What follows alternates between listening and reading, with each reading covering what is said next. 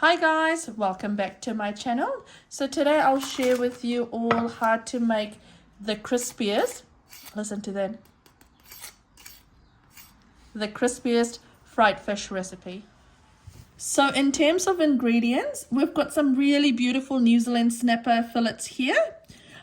We'll also then be doing two mixes. So we'll have a dry mix and we'll have our wet batter as well. So for our dry mix, what we've got here is 1 cup of normal plain flour. And I like to actually flavor my dry mix so that makes my fish really flavorful.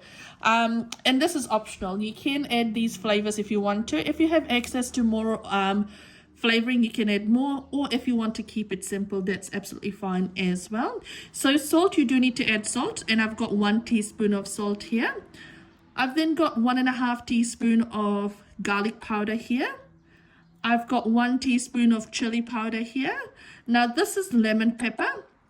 So if you don't have access to lemon pepper, you don't need to use it. You can just use 1 teaspoon of pepper, but I've got access to lemon pepper, so I'm using 1 teaspoon of lemon pepper there. So that's my dry mix. We'll then make our wet batter, and for our wet batter, what we've got here is I've got 1 cup of normal plain flour. I've then got 1/4 cup of corn flour. Now this is cornstarch, so if you don't have corn flour or cornstarch, if you have access to rice flour, that's awesome as well, because that will make it really crispy. So you'd want to add 1/2 cup of rice flour to this. I've then got some baking powder. So this is 2 tablespoons of baking powder. Now, if you are using self-raising flour, you don't need to use baking powder. And I'll keep that simple. I'll keep my wet batter simple. So I've just got some salt and pepper. So I've got 1 teaspoon of salt and 1 teaspoon of pepper. Now what I also like to add in my batter, in my wet batter, is some garlic and chili. So what I'll do is I'll go ahead and crush this as well, and I'll add that to my wet batter. And what I'll do is I'll actually mix this with some carbonated water here. So you do need to use something that is carbonated. Things like beer, that will work really well. Ginger beer, ginger ale will work really well as well. Tonic water, so anything that's a bit carbonated will work really well. And then I've got some oil that's for frying. Now, in terms of chips, I'm actually using that straight out of the packet. So I'll air fry my chips, but this is all the ingredients for my fish batter. We'll go ahead and make our dry mix. So we'll put our flour here, and we'll add in all the spices here. There we go. Give that a good mix, and then you want to set aside. So our dry mix is all done, and I've just set this aside over here. Now with the dry mix, when you are adding, or if you are adding additional spices, just make sure you take your time to mix it all right through, because you don't want lumps of garlic powder or lumps of salt or lumps of any dry spices in certain areas. So we'll put that aside, and we'll go ahead and work on our batter now. So I'll add in my flour. We'll go ahead and add in our cornstarch. We'll add in our baking powder and our salt and pepper. Now what we want to do is we want to give this all a really good mix, just so that everything's incorporated really well. So this is mixed together all very nicely. We'll go ahead and add in our carbonated soda to this. So just open this up. Just make sure it's nice and cold as well. We'll add in a cup, and we'll see if we need more in there.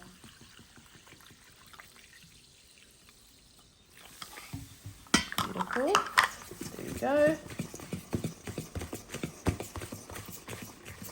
Yep, it needs probably a little bit more. So we'll go in with 1/2 cup again.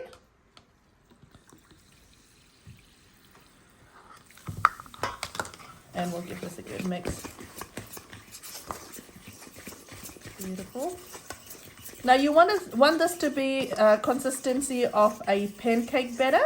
You don't want it to be too runny, or else it won't stick to your fish. And with your fish, you want to make sure that it is dry as well. because if you've got a wet fish, it won't stick to the batter, hence why we've got the dry mix there. So we'll give this a good mix. I'll go ahead and add in my garlic and my chili as well. Like I said, this is optional, but I love it, so I'm adding it in there.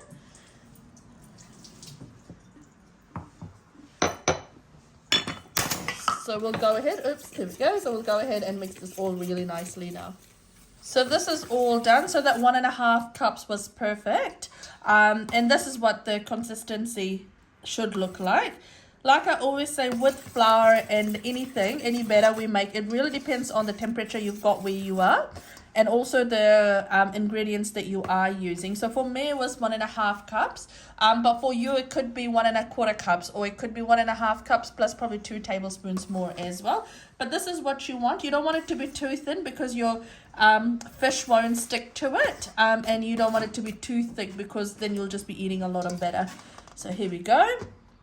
Now what I'll do is I'll let this rest for about 10 minutes before we go ahead and start frying this. Here we go. So we have our chips in the air fryer that's frying away beautiful, and we've got our oil that's heating up in sort of high, medium to high heat, and we'll let this heat up for 4 to 5 minutes before we go ahead and start frying it. So while my oil's heating up and my chips is frying, we'll go ahead and start with our fish now. So like I said, you need to make sure that your fish is nice and dry. So you pick up one fish at a time, dust this in the dry mix. Dust it really nice because it's got some really good flavor in there. There we go. And then shake off excess flour. So you just want to shake it off because you don't want lumps of flour in there in your batter. And then you just want to plop this in your batter. And so we'll go ahead and continue with this process. And then I'll show you what that looks like. Here we go. Drench that beautifully in that dry mix. It's got so much yummy flavor in there. Shake off excess flour and put that in the batter. And your batter needs to be thick enough, so you can see that I've plopped it in there and it's just sitting on top of it. I don't want to go in and start mixing it yet because it will make my hands too dirty, but this is dirty work, but it's fine because it's going to end up being really yummy as well.